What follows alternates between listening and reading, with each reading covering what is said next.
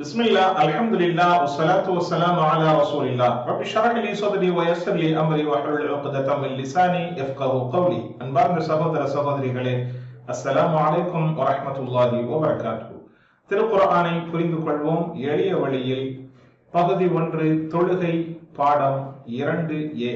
இந்த பாடத்தில் நாம் சூரா அல்-ஃபாத்திஹாவினுடைய 3 வசனங்களையும் இலக்கண பிரிவிலே முஸ்லிம், முஃமின், சாலிஹ், காஃபிர் போன்ற வார்த்தைகளையும் கற்றல் குறிப்பாக சில விஷயங்களையும் நாம் பார்க்க இருக்கிறோம். அல்ஹம்துலில்லாஹ், இந்த பாடத்தினுடைய நிறைவில் நாம் குர்ஆனில் சுமார் 8638 தடவை இடம்பெறுகின்ற 27 வார்த்தைகளை நாம் படித்திருப்போம். நாம் ஏற்கனவே சொன்னதை போல வீட்டு பாடங்களை நீங்கள் தொடராக படித்துக் கொள்ளுங்கள். 5 நிமிடங்கள் குர்ஆனை பார்த்து ஓதுங்கள். மனனம் செய்ததிலிருந்து 5 நிமிடம் ஓதுங்கள். குர்ஆனை 1 மணி நேரம் வார்த்தைக்கு வார்த்தை பொருள் படித்துக் கொள்ளுங்கள். வெக்காபுலரி ஷீட்டை பாக்கெட்டிலே வைத்துக் கொள்ளுங்கள். எப்பொழுதும் அதை எடுத்து பார்ப்பதை போன்ற ஒரு அமைப்பை உருவாக்கிக் கொள்ளுங்கள். மேலும் நண்பர்களோடு உரையாடுகின்ற பொழுது இந்த பாடங்களை பற்றிய உரையாடலை ஏற்படுத்திக் கொள்ளுங்கள். தொழுகையில் நீங்கள் மனனம் செய்த சூறாக்களை திரும்ப திரும்ப ஓதி பயிற்சி எடுத்துக் கொள்ளுங்கள். இத்தோடு சேர்த்து ரப்பி ஜித்னி இல்மா என்கின்ற துஆவையும் செய்து கொள்ளுங்கள். அல்லாஹ் எளிதாக்கி தருவான். சூரத்துல் ஃபாத்திஹா குர்ஆனில் மிக முக்கியமான இடம்பெறுகின்ற முதல் அத்தியாயம். குர்ஆனினுடைய முதல் அத்தியாயம் மக்கா மற்றும் மதீனா 2 ஊர்களிலேயும் இறங்கிய ஒரே அத்தியாயம் சூரத்துல் ஃபாத்திஹா. வாழ்க்கையில் நாம் இன்றியமையாத வணக்கமாகிய தொழுகையில், எல்லா தொழுகையிலும் எல்லா ரக்காத்திலும் ஓத வேண்டிய கட்டாயமான சூரத்துல் ஃபாத்திஹா. இந்த சூரா ஃபாத்திஹாவினுடைய வார்த்தைகள் அஊது பில்லாஹி மினஷ் ஷைத்தானிர் ரஜீமோடு சேர்த்து சூரத்துல் ஃபாத்திஹாவினுடைய வார்த்தைகள் 9000 தடவைகள் குர்ஆனில் இடம்பெறுகிறது. 9000 தடவைகள் என்பதை நாம் இங்கே தோராயமாக கணக்கிடுகின்ற பொழுது குர்ஆனினுடைய மொத்த பக்கம் 600, ஒரு பக்கத்தினுடைய வரிகள் 15, 15ஐ 600 பெருக்கினால் 9000 தடவைகள் என்பது வருகிறது. எனவே குர்ஆனினுடைய ஒவ்வொரு பக்கத்திலும் ஒவ்வொரு வரிகளிலேயும் சூரா ஃபாத்திஹாவினுடைய வார்த்தைகள் இடம்பெறும் அளவிற்கு குர்ஆன் முழுவதும் வியாபித்திருக்கிறது. பிஸ்மில்லாஹிர் ரஹ்மானிர் ரஹீம். அளவற்ற அருளாளன் நிகரற்ற அன்பாளன் அல்லாஹுவின் பெயரால் ஆரம்பம் செய்கிறேன். பிஸ்மி பெயரால், அல்லாஹ் அல்லாஹ், அர் ரஹ்மான் அளவற்ற அருளாளன், அர் ரஹீம் நிகரற்ற அன்பாளன். பிஸ்மி என்ற வார்த்தை 2 வார்த்தைகளினுடைய சேர்ந்த ஒரு வார்த்தையாக பயன்படுத்தப்படுகிறது. பி என்றால் கொண்டு, இஸ்மு என்றால் பெயர். பி என்பதற்கு வேறு பொருள்களும் வரும். ஆல் என்பதும் பொருளாக வரும். எனவே பிஸ்மி பெயரால். பிஸ்ம் இஸ்மி என்ற வார்த்தை ஒருமை, அதனுடைய புளூரல், அதனுடைய பன்மை அஸ்மா. இஸ்மி என்ற வார்த்தையை நாம் அதிகம் தெரிந்திருக்க மாட்டோம், ஆனால் அஸ்மா என்பதை கேள்விப்பட்டிருப்போம். உதாரணமாக அஸ்மாவுல் ஹுஸ்னா, அல்லாஹ்வினுடைய அழகிய திருநாமங்கள். இதே போன்று அஸ்மா என்ற வார்த்தையை அஸ்மாவுல் பத்ரியின், பத்ரு சஹாபாக்களினுடைய பெயர்கள் போன்ற இடங்களிலே நாம் அஸ்மா என்ற வார்த்தையை அதிகம் கேள்விப்பட்டிருப்போம். எனவே இஸ்மி என்ற வார்த்தையினுடைய பன்மை வார்த்தை அஸ்மா. இந்த 2 வார்த்தைகளும் இணைந்து அல் குர்ஆனில் சுமார் 39 தடவைகள் இடம்பெறுவதை நாம் பார்க்கிறோம். அல்லாஹ் அல்லாஹ், பிஸ்மில்லாஹ் அல்லாஹ்வின் பெயரால். இந்த அல்லாஹ்வின் பெயரால் என்கின்ற இந்த வார்த்தையை கொண்டு நாம் எதை நாட வேண்டும்? அல்லாஹ்வின் பெயரால் என்னுடைய பணியை துவங்குகிறேன். நாம் எந்த செயல்களை எல்லாம் செய்ய துவங்குகிறோமோ அத்துணைக்கு முன்னாலேயும் இந்த பிஸ்மில்லாஹ் என்ற வார்த்தையை சொல்கின்ற பொழுது அந்த செயலை முன்னிறுத்தி அல்லாஹ்வின் பெயரால் நான் துவங்குகிறேன் என்ற பொருளை இதற்கு கொடுப்போம். எனவே பிஸ்மில்லாஹ், அல்லாஹ்வின் பெயரால் நான் சாப்பிட துவங்குகிறேன், அல்லாஹ்வின் பெயரால் நான் படிக்க துவங்குகிறேன், நான் படுக்க உறங்க துவங்குகிறேன், வெளியில் செல்லுகின்ற பொழுது பிஸ்மில்லாஹ், அல்லாஹ்வின் பெயரால் நான் வெளியில் செல்ல துவங்குகிறேன். இது போன்று இந்த வார்த்தையை நாம் பயன்படுத்துகிறோம். அர் ரஹ்மான் அளவற்ற அருளாளன். அர் ரஹ்மான், இந்த ரஹ்மான் என்ற வார்த்தை ரஹம் என்ற மூல வார்த்தையிலிருந்து வந்த இது ஒரு பிரதி பெயர் சொல். பிரதி பெயர் சொல்லிலேயும் பண்பு பெயர் சொல் என்று நாம் சொல்வோம். ரஹ்மான் அளவற்ற அருளாளன். ரஹ்மான் என்ற இந்த வார்த்தை அமைப்பில் வருகின்ற அத்துணை வார்த்தைகளும் அதிகம் என்ற பொருளை இணைத்தே தரக்கூடியதாக இருக்கிறது. அதிகம் அருள் செய்பவன் ரஹ்மான். அதுபோன்று கதுபான், அதிகம் கோபப்படுபவன், கோபத்தால் கொதிப்பவன் என்ற பொருளை தருகின்ற வார்த்தையாக வார்த்தையின் வடிவம் இந்த ரஹ்மான். ஃபஅலான் என்ற வார்த்தை அமைப்பில் வருகின்ற அத்துணை வார்த்தைகளும் அதிகம் என்ற பொருளை தரும். கதுபான் என்றால் அதிகம் கோபிப்பவன், அதே போன்று அத்ஷான் என்றால் அதிகம் தாகிப்பவன் என்ற பொருள். இதே மாதிரி வருகின்ற அத்துணை வார்த்தைகளுக்கும் அதிகம் என்ற பொருளை நாம் கொடுக்கப்படும். அதே போன்று அர் ரஹீம், அர் ரஹீம் என்ற வார்த்தையும் ரஹம் என்ற மூல வார்த்தையிலிருந்து பிறந்த பிரதி பெயர் சொல், அதாவது பண்பு பெயர் சொல். ரஹீம் நிகரற்ற அன்பாளன், அதாவது தொடராக அருள்வாளிப்பவன். அது அதிகம் என்ற பொருளை தரும் ரஹ்மான் என்ற வார்த்தை. ரஹீம் என்ற வார்த்தை தொடராக நிகரற்ற என்ற பொருளை தரக்கூடியதாக இருக்கிறது. ரஹீம் நிகரற்ற அன்பாளன்.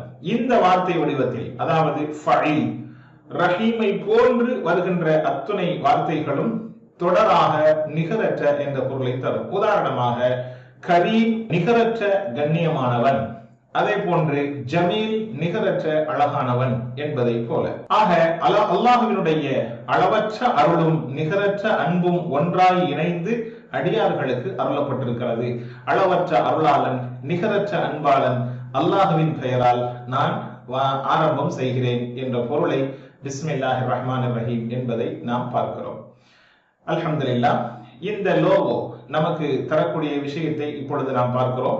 DPPR, ஒவ்வொரு குர்ஆனுடைய வசனத்தோடும் நமக்கான தொடர்பு என்ன என்பதை விளக்கக்கூடிய லோகோ தான் இது.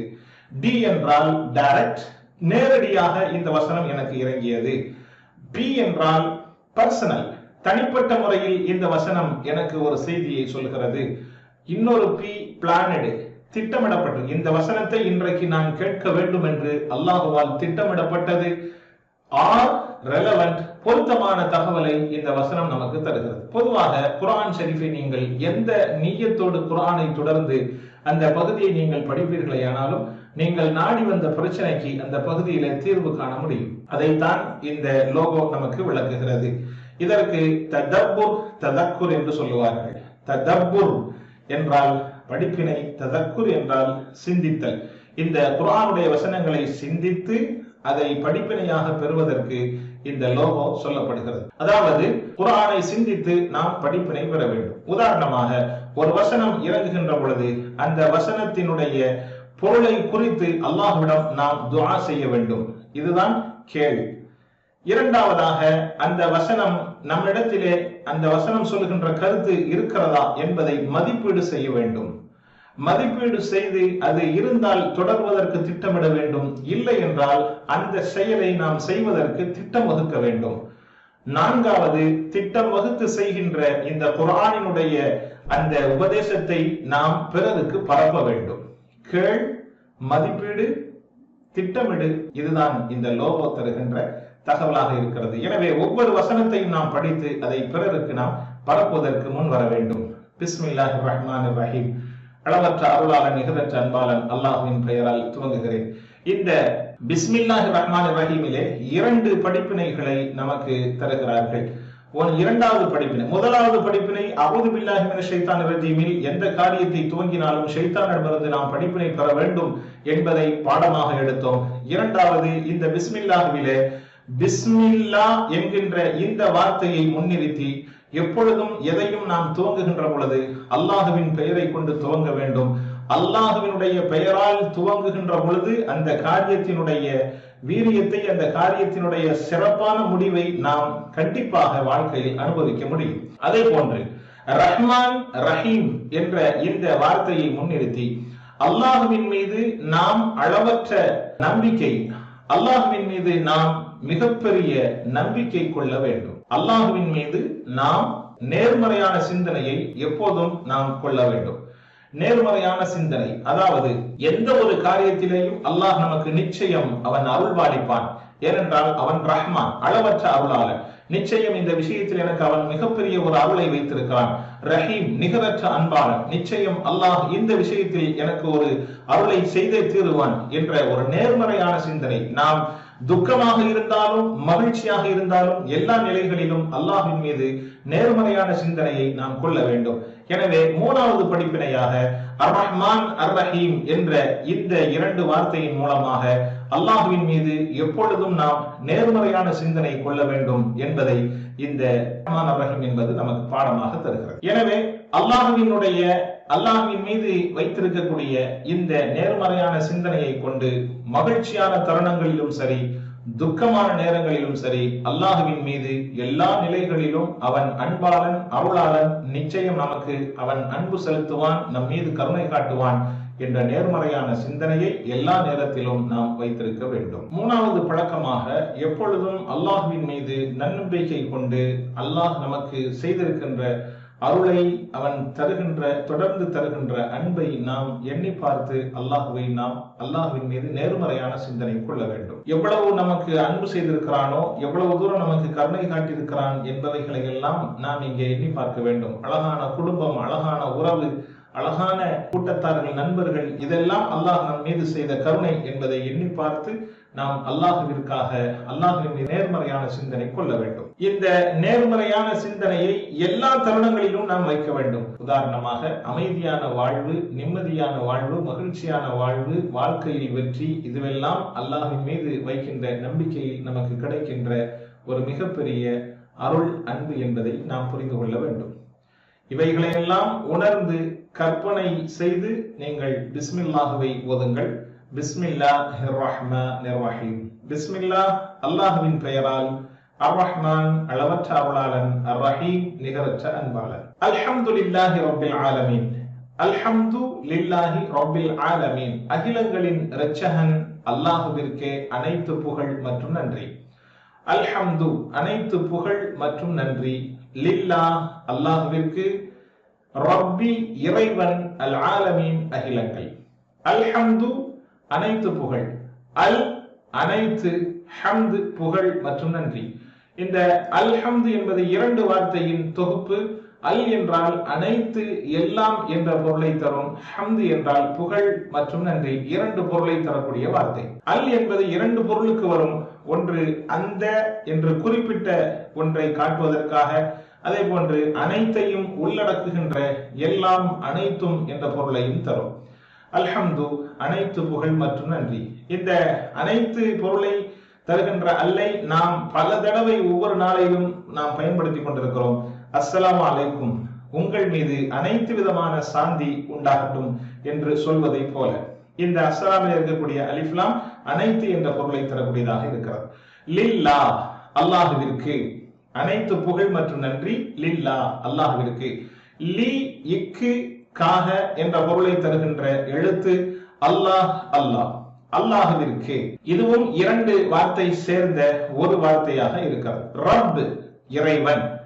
இரட்சகன், நம்மீது அருள் செய்பவன், நம்மை படைத்து பரிபாலிப்பவன், நம் தேவைகளை நிறைவேற்றி தருபவன் என்ற பொருளாக இருக்கிறது.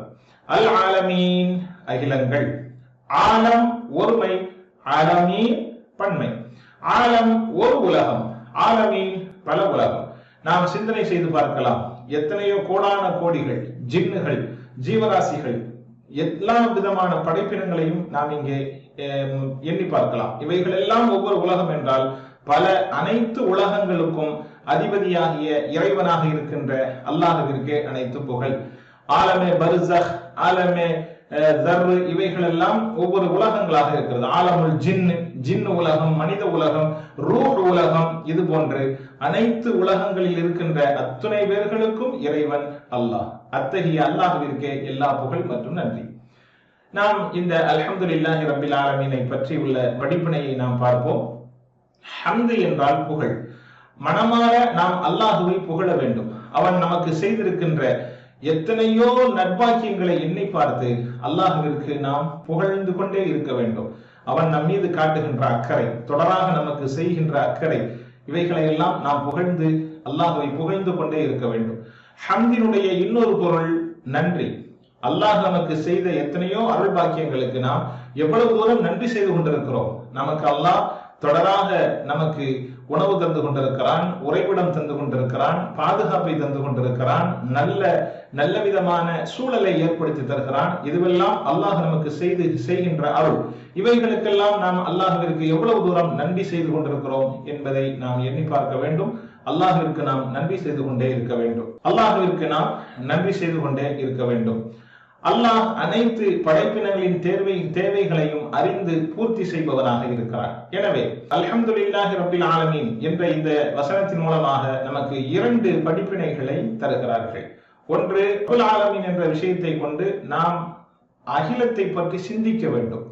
அகிலங்களினுடைய சிந்தனை திறன், அல்லாஹ்வினுடைய ஆற்றல் என்ன என்பதை நம்மை புரிய வைக்கும்.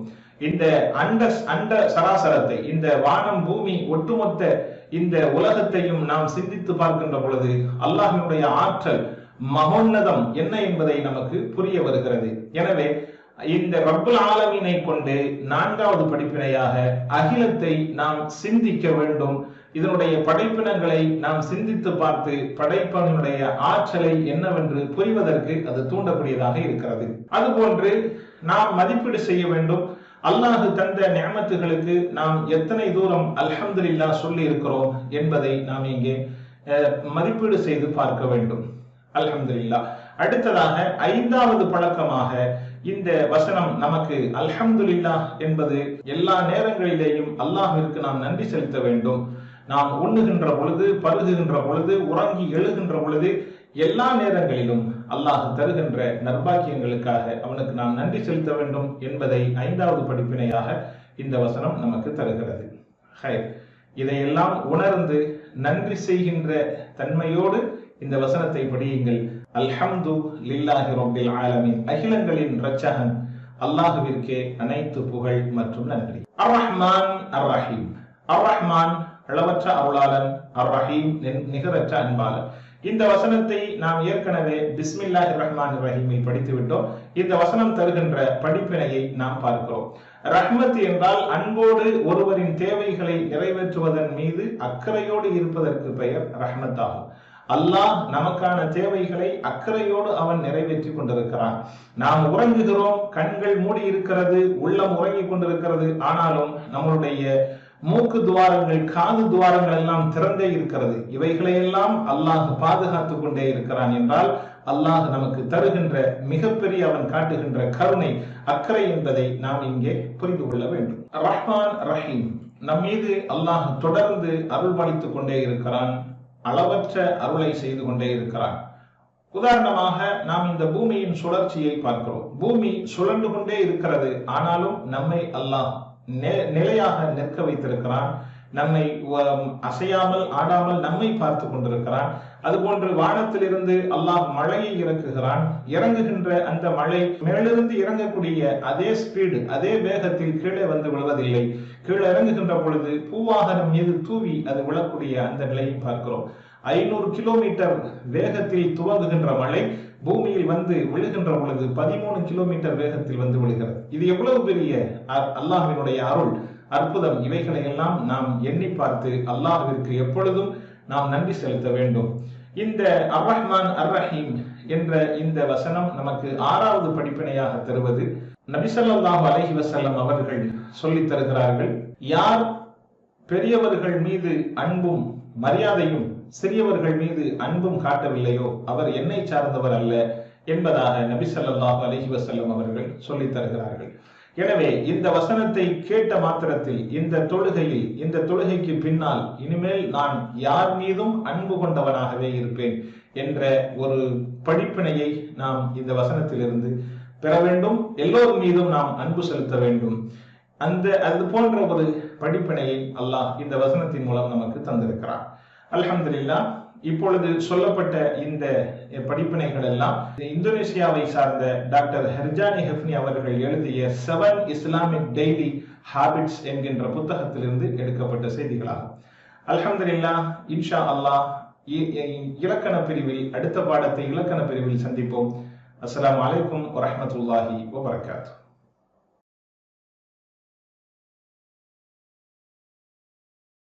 பிஸ்மில்லாஹ், அல்ஹம்துலில்லாஹ், வஸ்ஸலாத்து வஸ்ஸலாமு அலா ரசூலில்லாஹ். ரப்பி ஷ்ரஹ் லி ஸத்ரி வ யஸ்ஸிர் லி அம்ரி வஹ்லுல் உக்ததம் மின் லிசானி யஃப்கஹு கவ்லி. அன்பார்ந்த சகோதர சகோதரிகளே, அஸ்ஸலாமு அலைக்கும் வரஹ்மத்துல்லாஹி வபரகாத்துஹு. திருக்குர்ஆனை புரிந்து கொள்வோம் எளிய வழியில். பகுதி 1, தொழுகை, பாடம் 2, பி, இலக்கணம். அல்ஹம்துலில்லாஹ். இந்த பாடத்தில் நாம் முஸ்லிம், முஃமின், சாலிஹ், காஃபிர், முஷ்ரிக் ஆகிய வார்த்தைகளை பற்றி நாம் படிக்க இருக்கிறோம். இலக்கண பிரிவை நாம் ஏற்கனவே சொன்னதை போல டிபிஐ என்கின்ற மெத்தடை பயன்படுத்தி மிக எளிதாக ஆர்வமுள்ளதாக இருக்கின்ற நிலையில் நாம் இதை படித்துக் கொண்டிருக்கிறோம். இலக்கண பிரிவை டிபிஐ என்கின்ற மெத்தடின் மூலமாக நாம் படித்து வருகிறோம்.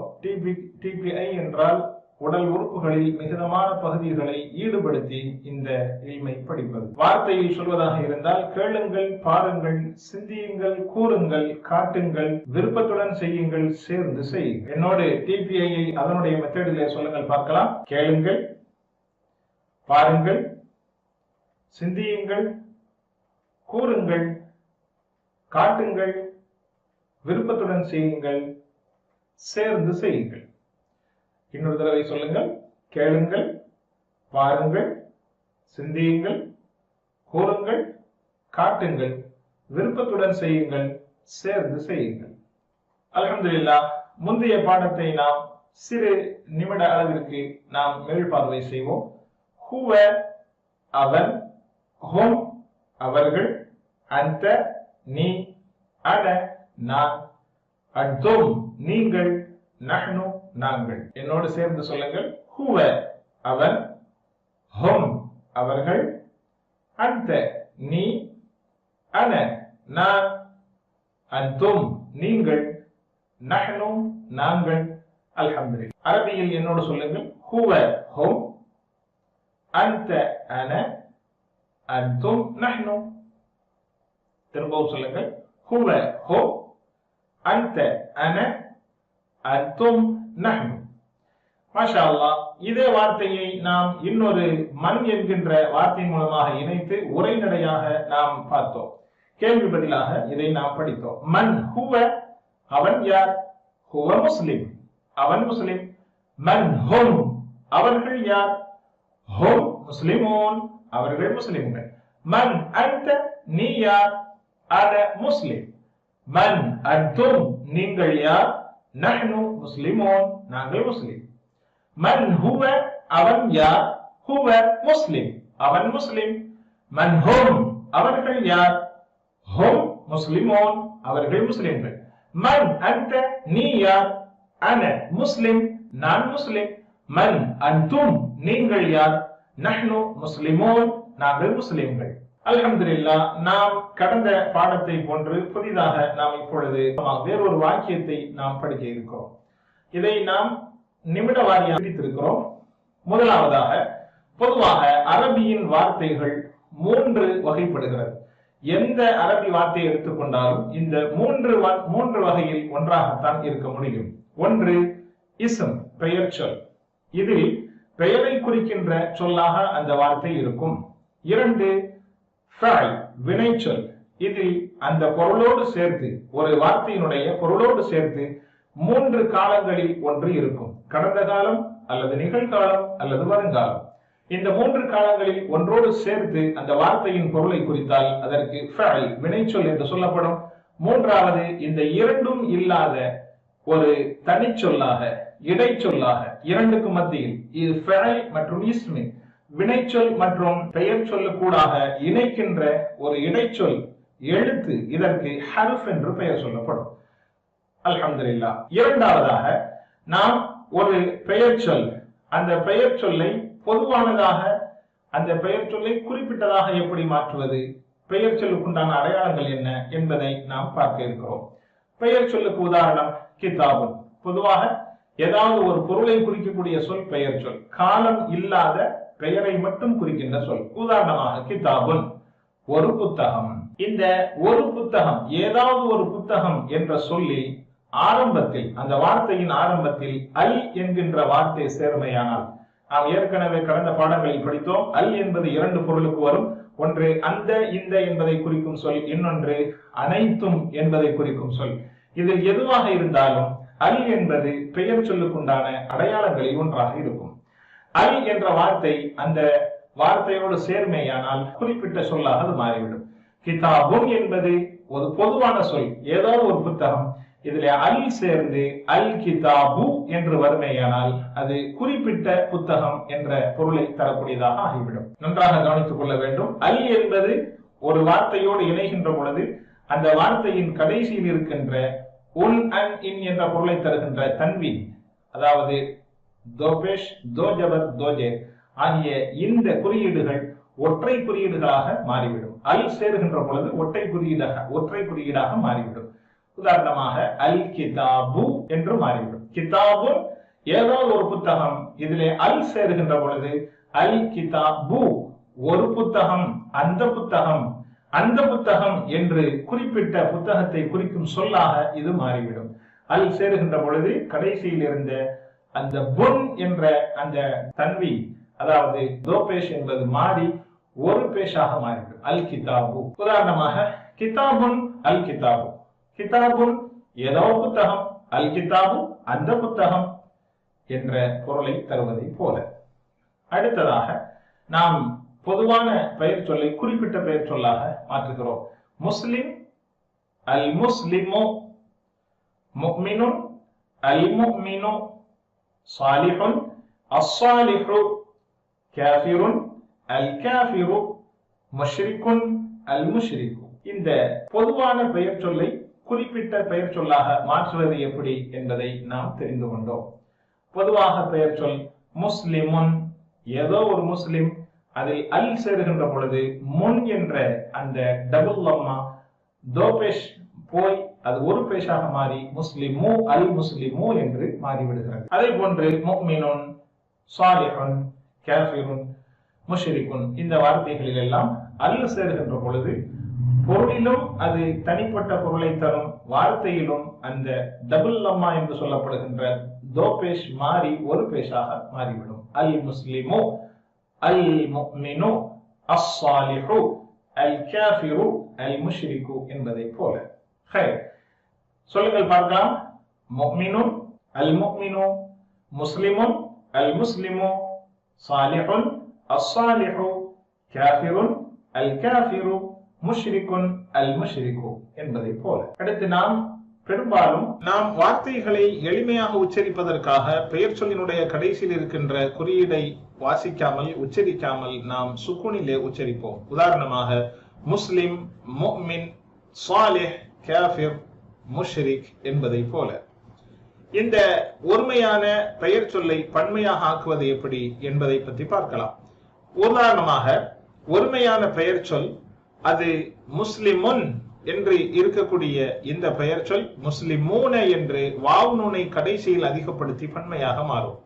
அதே போன்று முஸ்லிமன், முஸ்லிமின் என்ற அந்த வார்த்தை ஒருமையான வார்த்தை முஸ்லிமீன என்று யானூனை கடைசியில் அதிகப்படுத்தி பன்மையாக மாறும். இதையும் நாம் லேசுபடுத்துவதற்காக முஸ்லிமூன் என்றும் முஸ்லிமீன் என்றும் நாம் படிக்கலாம். எளிமைப்படுத்துவதற்காக அந்த குறியீட்டை உச்சரிக்காமல் முஸ்லிமோன், முஸ்லிமீன் என்று சொல்வதை போல. நாம் இப்பொழுது ஒருமையான பெயர் சொல்லை பன்மையாக மாற்றி படிப்பதற்கு பயிற்சி எடுக்கலாம். வாருங்கள், என்னோடு சொல்லுங்கள். முஸ்லிம், முஸ்லிமோன், முஃமின், முஃமினூன், சாலிஹ், சாலிஹூன், காஃபிர், காஃபிரூன், முஷ்ரிக், முஷ்ரிகூன். மாஷா அல்லாஹ். நீங்கள் பன்மையை, நான் ஒருமையை சொல்கிறேன், நீங்கள் பன்மையை மாற்றி பயிற்சி எடுங்கள் பார்க்கலாம். முஸ்லிம், முஸ்லிமோன், முஃமின், முஃமினூன், சாலிஹ், சாலிஹூன், காஃபிர், காஃபிரூன், முஷ்ரிக், முஷ்ரிகூன். மாஷா அல்லாஹ். இப்பொழுது நாம் பெயர் சொல்லுக்குண்டான குறியீடுகள், அடையாளங்கள் என்ன என்பதை பார்க்கலாம். ஒரு பெயர் சொல் அது ஒருமையாக இருக்கின்ற பட்சத்தில் ஆரம்பத்தில் அலிஃப் லாம் சேரலாம். அப்படி இல்லை என்றால் அந்த வார்த்தையினுடைய இறுதியில் தன்வீன், அன், இன், உன் என்ற ஒலியை தருகின்ற ஃபதஹத்தைன், கஸரத்தைன், லம்மத்தைன் அவைகள் இடம்பெறலாம். இந்த ஃபதஹத்தைன், கஸரத்தைன், லம்மத்தைன் என்பது பெயர் சொல்லுக்குண்டான ஒருமையான வார்த்தையில் வருகின்ற அடையாளம்.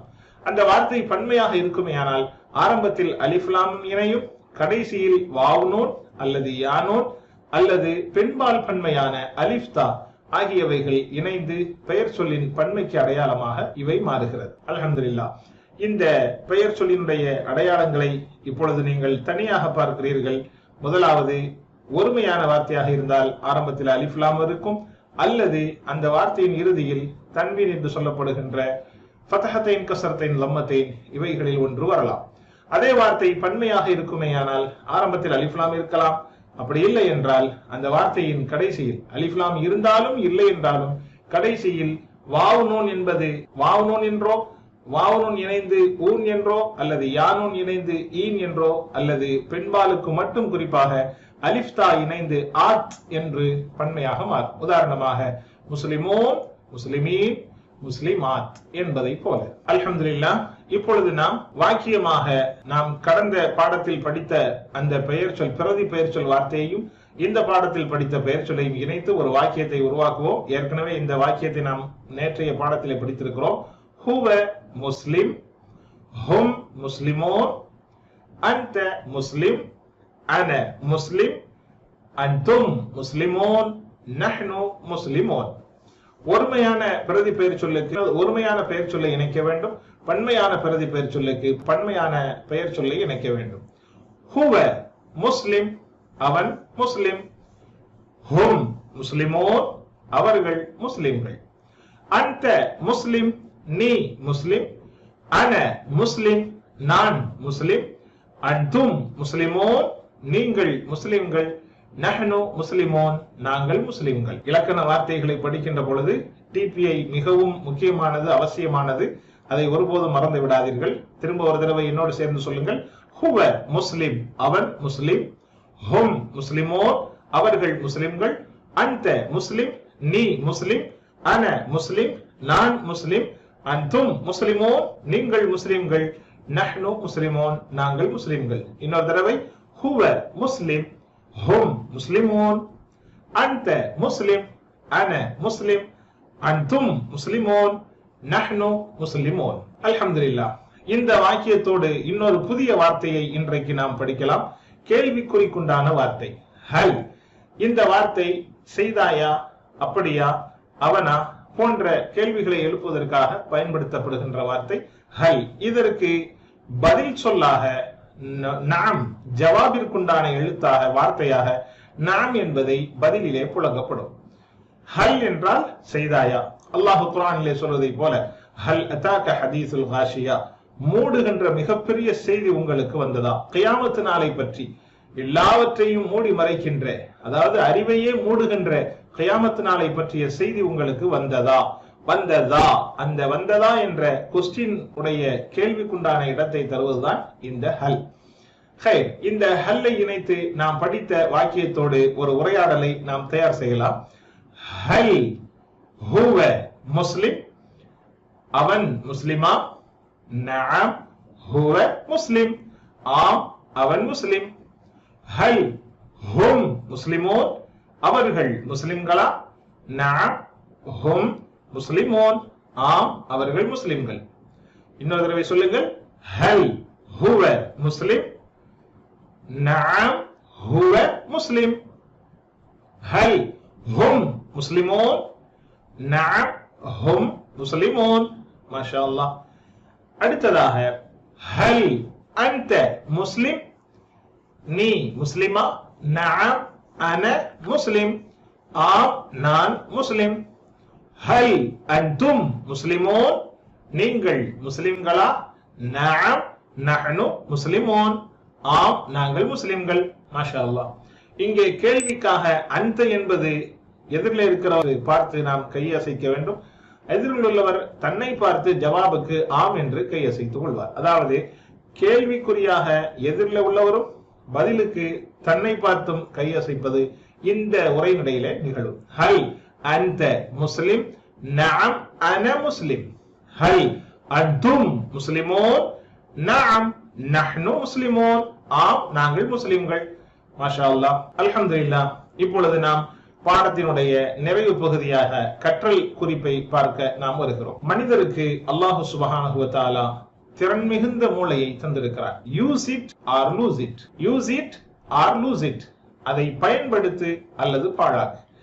மனித மூளையை அல்லாஹ் விசேஷமாக தந்திருக்கிறார். பெரும்பாலான மனிதர்கள் தன்னுடைய மூளையை 5% 25% மட்டுமே புழங்குகிறார்கள். பெரும்பாலானவர்கள் குறைந்தபட்சம் மூளையை அதனுடைய சக்திக்கு உட்பட்டவாறு நாம் புழங்க வேண்டும். ஆனால் நாம் மூளையை பயன்படுத்துவது மிக குறைவாகவே இருக்கிறது. எவ்வளவுதான் வயதாக ஆனாலும் ஒருவருடைய மூளை திறன் வெறும் 3% செல்கள் மட்டுமே மூளையிலிருந்து மரித்து போகிறது, இறந்து விடுகிறது. மிச்சம் 97% மூளை திறன் வலுவாகவே, நல்ல ஸ்ட்ராங்காகவே, உறுதியாகவே இருக்கிறது என்பதை நமக்கு ஆய்வாளர்கள் சொல்லித் தருகிறார்கள். அந்த அடிப்படையில் ஒரு பெரியவர் வயது முதிர்ந்தவரை பார்த்து உங்களுக்கு குர்ஆன் எல்லாம் படிக்க தெரியாது, படிக்க முடியாது, உங்களுடைய வயசாய் போய்விட்டது, மூளை மழுங்கி விட்டது என்று யாராவது சொன்னால் நாம் ஒருபோதும் அதற்கு இசைந்து ஆம் எனக்கு முடியாது என்று நாம் சொல்லிவிடக்கூடாது. ஷைத்தானுக்கு இதற்குண்டான இடத்தை நாம் ஏற்படுத்தி விடக்கூடாது. காரணம், இன்னும் 97% மூளை திறன் நல்ல உறுதியாகவே இருக்கிறது என்பதை நாம் புரிந்து கொள்ள வேண்டும். எனவே இவ்வளவு அபாரமான மூளை சக்தியை, மூளையினுடைய திறனை தந்திருக்கின்ற இறைவன் அந்த மூளையை நாம் ஏன் குர்ஆனை படிப்பதற்கு பயன்படுத்தக்கூடாது? எந்த ஒரு விஷயமாக இருந்தாலும் பயிற்சி செய்தால்தான் அது உறுதியாக இருக்கும். உடலாக இருந்தாலும் சரி, மூளையாக இருந்தாலும் சரி, மிகவும் பயிற்சி அவசியம். குறிப்பாக வயசாளிகளுக்கு, வயது வந்த பெரியவர்களுக்கு மூளைத்திறனுக்காக பயிற்சி செய்வது மிகவும் அவசியம். எனவே இப்படிப்பட்ட இந்த மூளையை நாம் குர்ஆனை படிப்பதற்கு பயன்படுத்துவோம். இறைவன் நமக்கு அருள் புரிவானாக. அல்ஹம்துலில்லாஹ். இந்த பாடத்தின் இறுதியிலே சுமார் குர்ஆனில் 8638 தடவைகள் இடம்பெறுகின்ற 27 வார்த்தைகளை நாம் படித்திருக்கிறோம். மாஷா அல்லாஹ். பாடத்தை எப்பொழுதும் நீங்கள் வீட்டு பாடமாக குர்ஆனை 5 நிமிடம் பார்த்து படியுங்கள். மனனம் செய்த பகுதியில் இருந்து 5 நிமிடம் ஓதுங்கள். உங்களுடைய நண்பர்களோடு இந்த பாடத்தை பற்றிய உரையாடுங்கள். தொழுகையில் திரும்பவும் திரும்பவும் மனனம் செய்த சூறாக்களை திரும்ப திரும்ப ஓதி பாருங்கள். இறைவன் நம் அனைவர்களுக்கும் அருள் புரிவான். இத்தோடு ரப்பி ஜித்னி இல்மா என்கின்ற துஆவையும் செய்து கொள்ளுங்கள். வல்ல இறைவன் அருள் புரிவான். அல் குர்ஆனை ஓத, விளங்க, சிந்திக்க, செயல்படுத்த, பரப்ப, மனனம் செய்ய. சுப்ஹானல்லாஹி வ பிஹம்திஹி, சுப்ஹானக்கல்லாஹும்ம வ பிஹம்திக், நஷ்ஹது அன் லா இலாஹா இல்லா அன்த, நஸ்தக்ஃபிருக வ நதூபு இலைக். அஸ்ஸலாமு அலைக்கும் வ ரஹ்மத்துல்லாஹி வ பரகாத்துஹு.